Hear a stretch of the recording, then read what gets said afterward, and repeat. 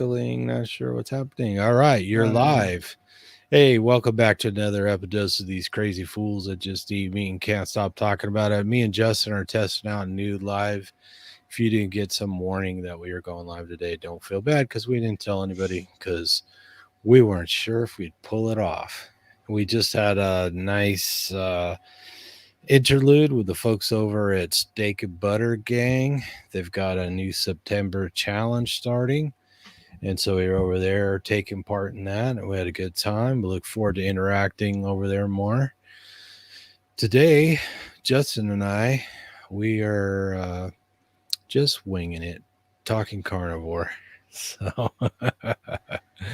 uh, Justin, let me ask you when it comes to feasting, Ray likes to prep people fasting by feasting. So, how does that go for you? How much can you eat?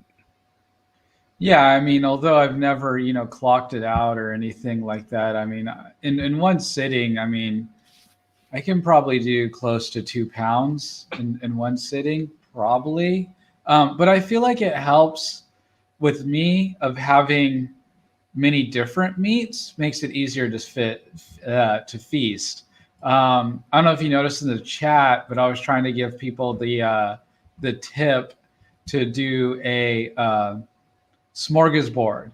You know what I mean? Like if you have like a quarter pound of shrimp, um, a quarter pound of chicken, like a pound of steak, and then I don't know, you can have like a quarter pound of maybe some bacon or something like that.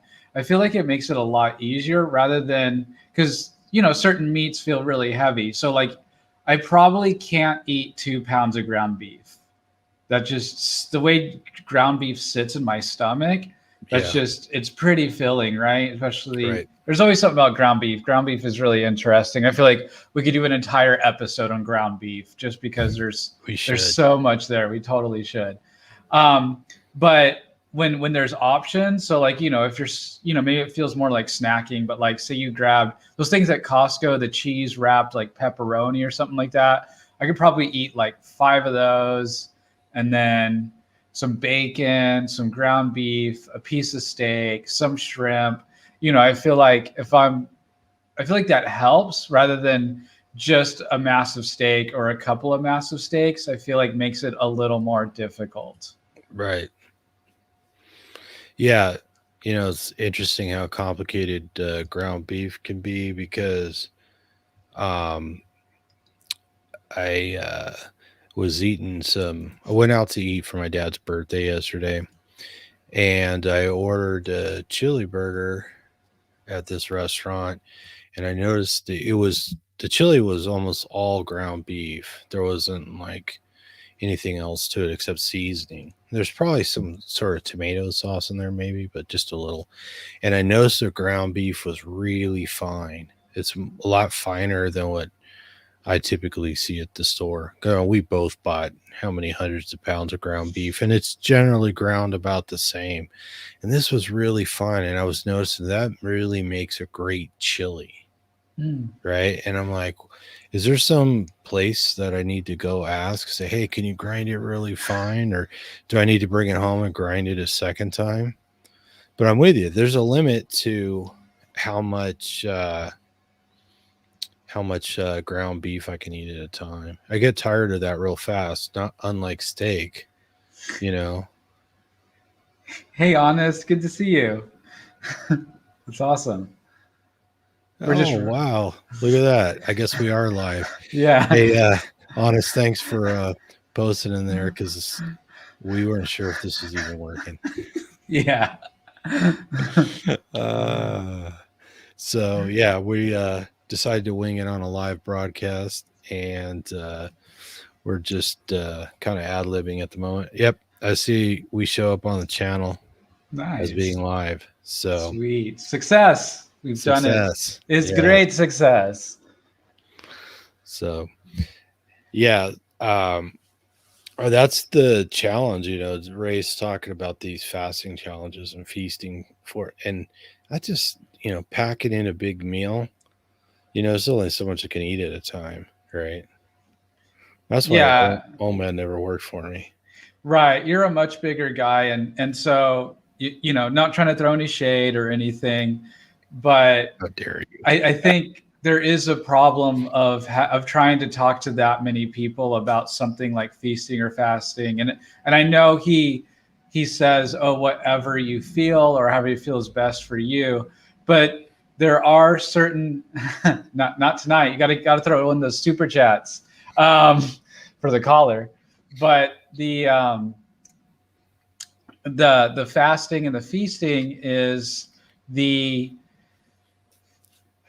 there are certain you got to reach certain caloric surpluses, right, to do something like that. And you can eat. One of the worst things about carnivore is being able to eat in a caloric deficit and feel full at the same time, right? It's really easy to do on the carnivorous diet. You've done it, you know what I mean? Especially if you work out really heavy and stuff like that. I kind of like how that forever argument that you and Raymond got settled today, but without him, do you know what I'm talking about? Settled? Yeah, I feel like it was settled without him admitting defeat. Well, because that was the whole point of my question, was about level of activity, right? And it's that old thing of, can you lose and build at the same time, right? Right. If you're really trying to build up some muscle, you have no business fasting. It's kind of like, unless you've built the muscle and you want to get toned or you want to lean up, then you can incorporate some fasting. But you are the first one. You're the first one ever. You're our first live stream guest person in our comments ever, honest. Yes, So honest AF. You are the first, our first live stream, and probably the only person watching. Actually, it says there's 2 people watching, so woohoo. There you go. Oh, I think that's you. That's you watching. You meet Mosaic. that's me. No, I'm just looking at it listed as videos. It's not actually playing, so there might be one other person. But you get a you're gold always star, special. honest AF, for sure. Yeah. Gold star.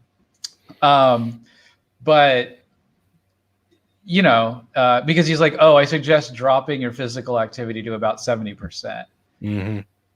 And so it's like, oh, well, Tom wins the argument then. Why the hell were you fighting that for 2 years? Right. Well, that, and there's some nuances to it too, because when people do a lot of fasting, they typically get leaner, right? And so when that subcutaneous fat layer shrinks, their muscles pop more, right? You can see the muscles more, right? They're more defined. So I think a lot of people think, oh, look, my muscles are getting huge.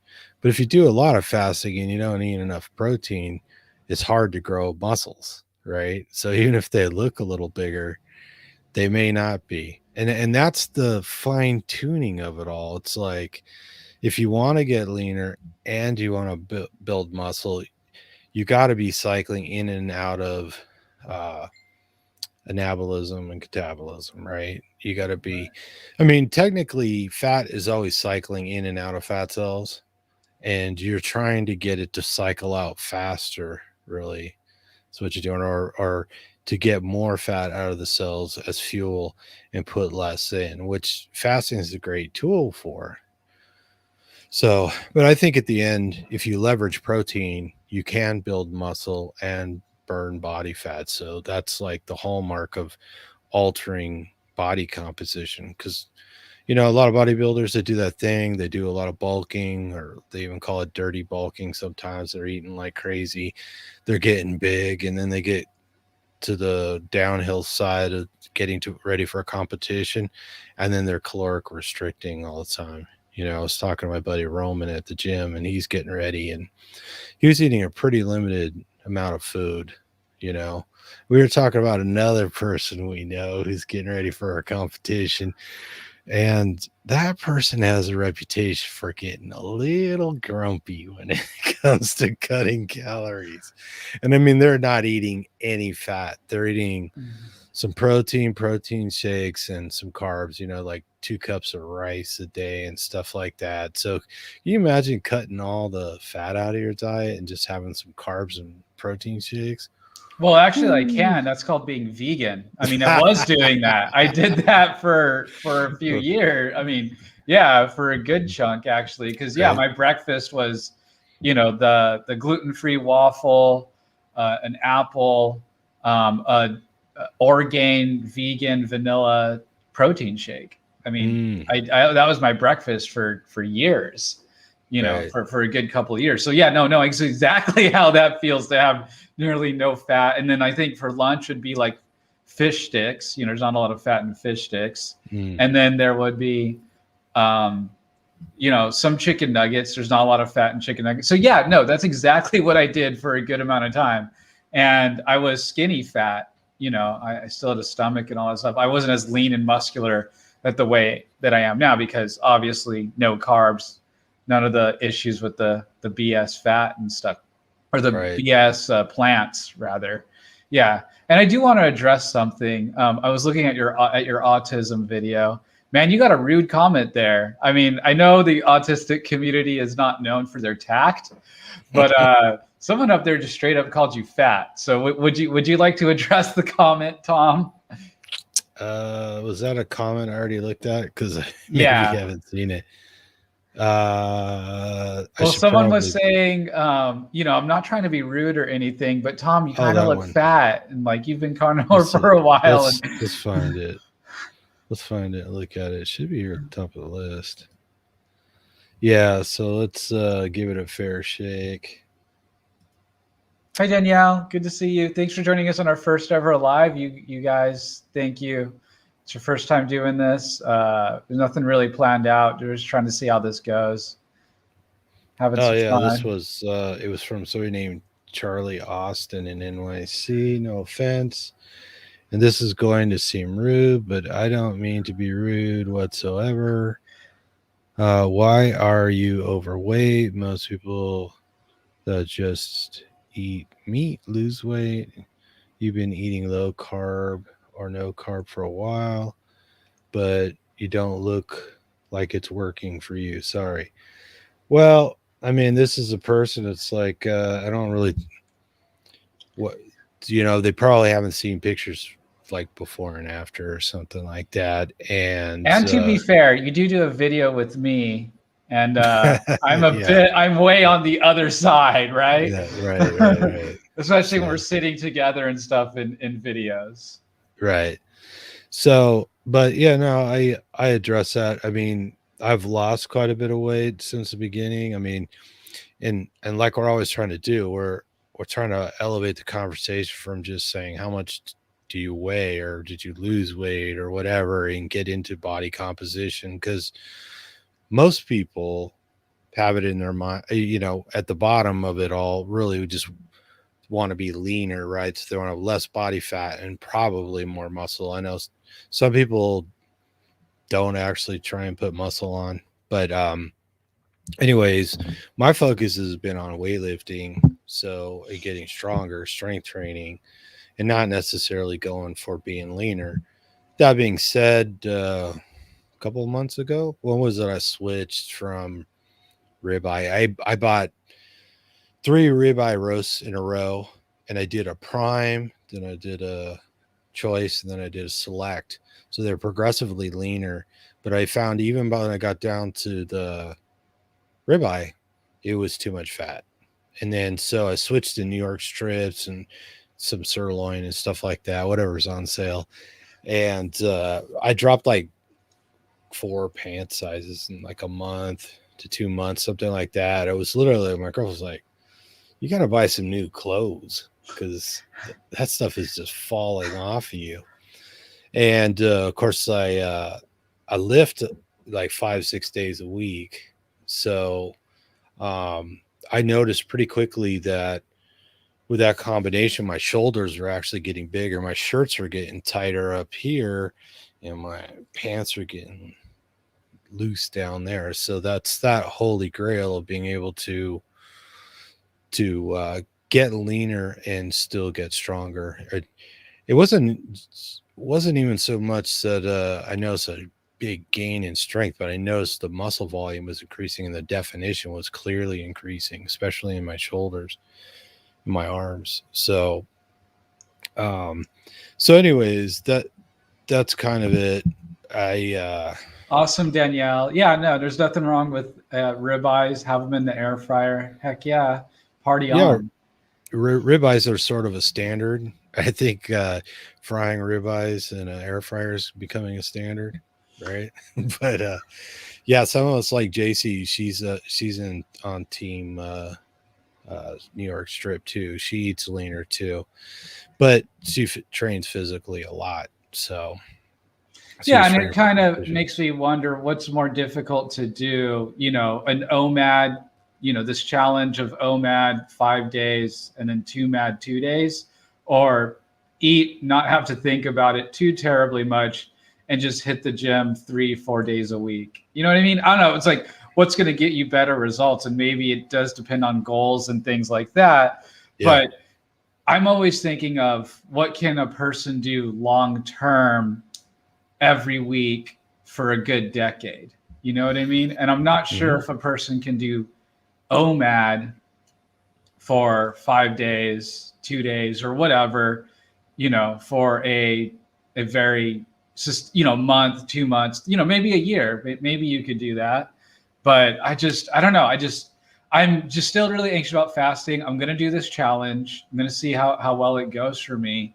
But I'm just not one to really promote fasting. And I know Raymond's always loved fasting, and we have these debates that go on forever. yes, we do.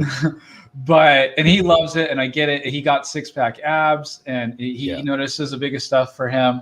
And he's, but it's interesting, I got to say, because you guys are the same height, but your guys' yeah, genetics are obviously way different or yeah. something, We're right? almost the same age too. Right. He's 48 and I'm 50.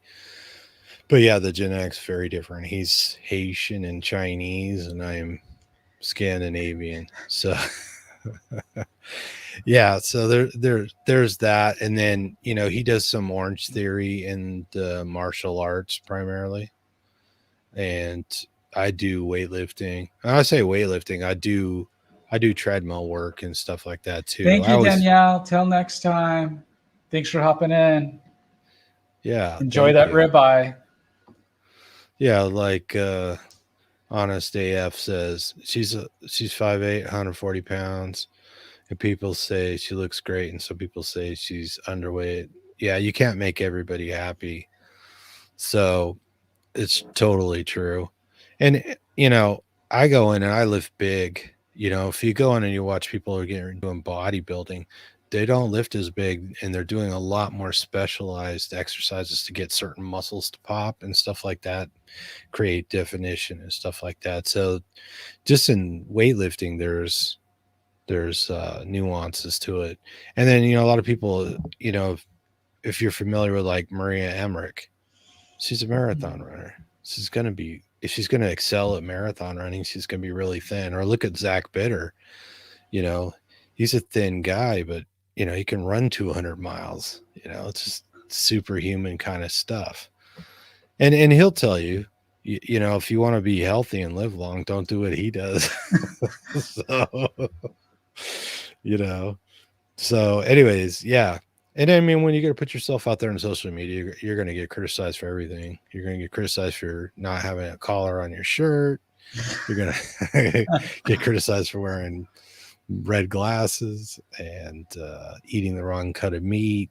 Yeah. So Not having enough fat, that you're dissolving your yeah. collagen from your So body. we've had a little back and forth with somebody who goes by Meat Police on Instagram, and even some of the other people.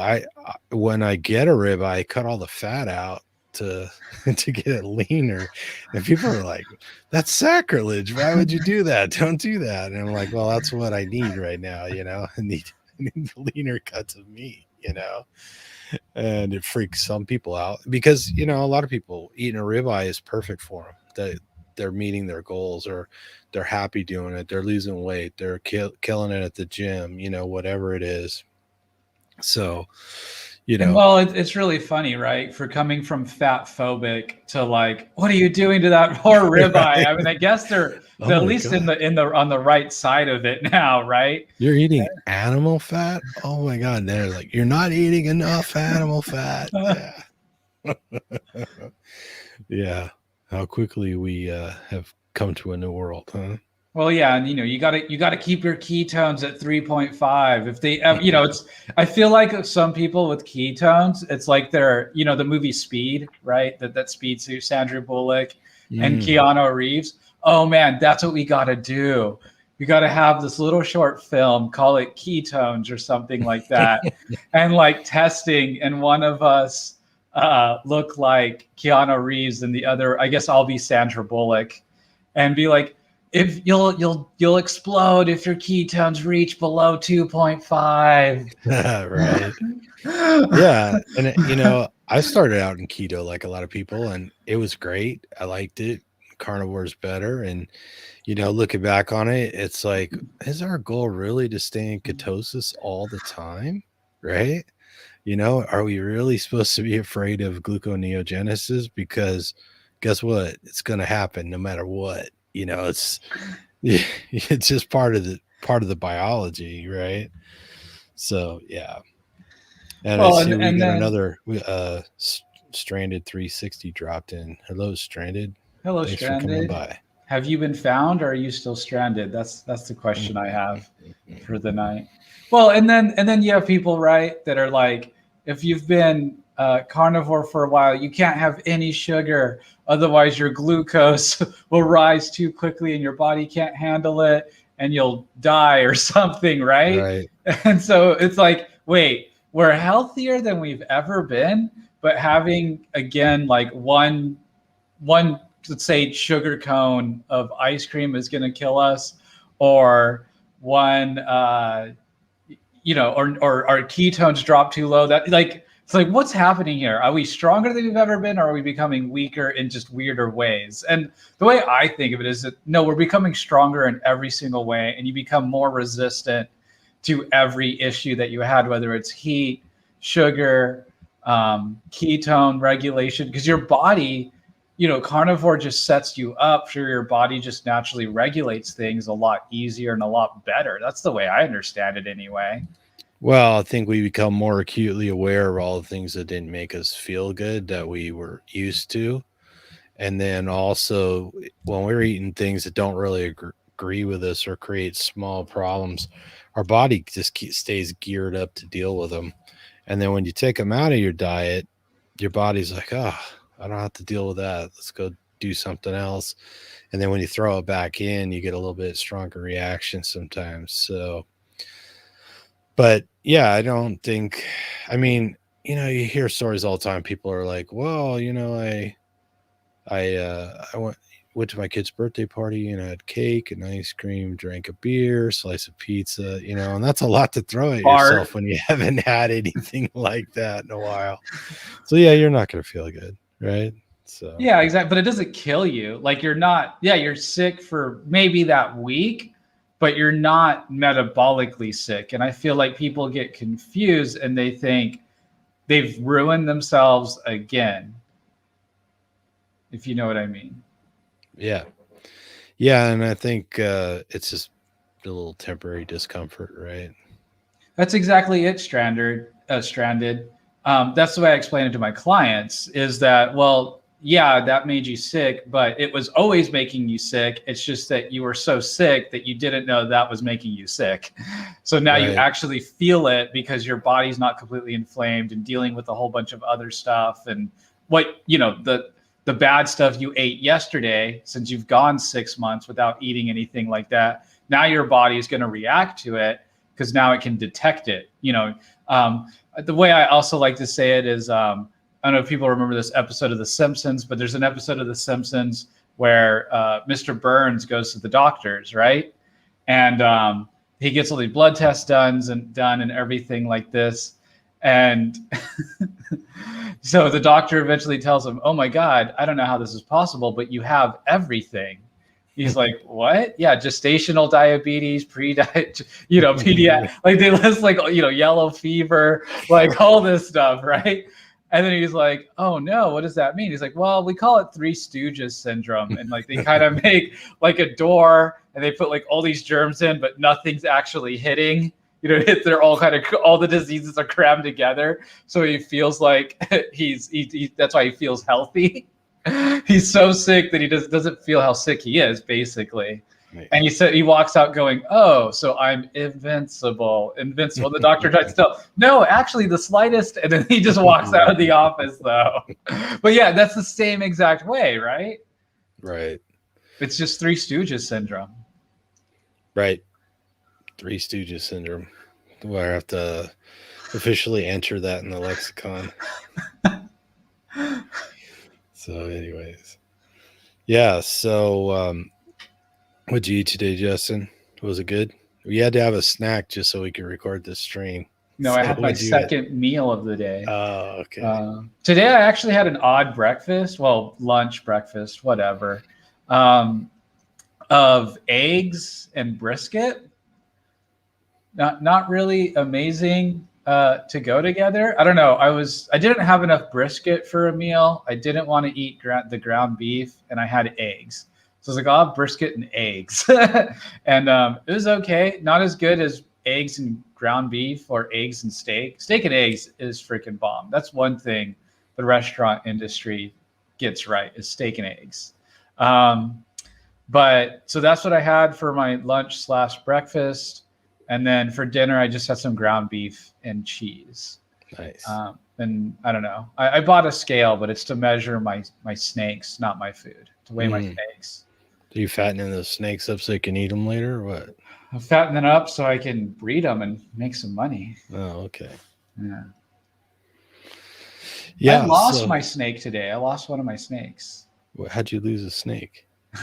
I put her, I was working on her tank and I put her on the apartment floor, and I thought she was just going to go behind this little shelf that I have, because usually that's where she goes. And she did go back there. And then I was doing some stuff to her tank, and then I went back. I was like, oh, she's probably still there. And then the next thing I know, she's not there. And I'm like, oh shit, where is she? She went into the coat closet. Yeah, it's a small closet. And I went in there to get her, and she hissed at me, but she didn't bite me, which is good. But yeah, lost the snake. Everything was closed though, so I was 95% sure that she wasn't outside. But yeah, so I did find her. She's back in the tank, and I made sure to put the lid back on. That's probably a good thing. So Justin and I are going to try and do more of these live streams. We're going to try and put them out on Facebook at the same time, and we'll give everybody a warning. But we're just employing some new services and software, and thought we'd give it a whirl. And that's why nobody had any notice up front. But we appreciate everybody for watching. Appreciate everybody for subscribing. If you're so inclined, there is a donation button in the or donation link in the show notes of all the videos and stuff like that. So anyways, until next time, when we show up with a topic and a purpose, and we'll do some live streams, and of course we'll have more of the usual crew on. I know we're working on scheduling Dr. Yoga Nathan in the future. We're going to have Michelle Lalick back, and who else was coming soon? Was somebody I'm forgetting that. The guy who's training, Romero or Roman, right? The guy at your gym. Oh yeah, Wasn't Roman. he coming? Yeah. Yeah, Roman's getting ready for a competition, a bodybuilding competition down in Huntington Beach, I think it is. So I'm going to try and get Roman on. We're going to get some before and after. You can see him when he's all leaned out and his face is all sucked in and he's all dehydrated. And then after he's gone out and binged on Cocoa Pebbles. So anyway, is that how you do it? You have to binge on Cocoa Pebbles. Maybe I should have never gotten that sport. Yeah, that's how you do it, of course. Oh, okay. So, but hey, thanks for stopping by, Stranded and Honest and Danielle. it's good that you guys caught us because it was a last minute thing here. So, but anyways, hope everybody enjoyed it, and more to come. If I can just figure out where the stop recording button is. Make sure you're subscribed, of course. Yeah. Like Leave the us some video, comments. leave us some comments. Yeah, this should stay up on YouTube like a regular video, even though we recorded live. So you guys can comment some more there. Tell us what you like to cover. Let us know what your experience is with eating. You know, how much you can prep eat for a fast if you do that, or what you typically eat in a day. How much you can eat at one time, because it's very different, and how much people have the capacity to actually put down in a sitting. So anyways, till next time, thanks again. Eat some meat, feel better. Whatever you do, Don't fall down the carb hole. hole.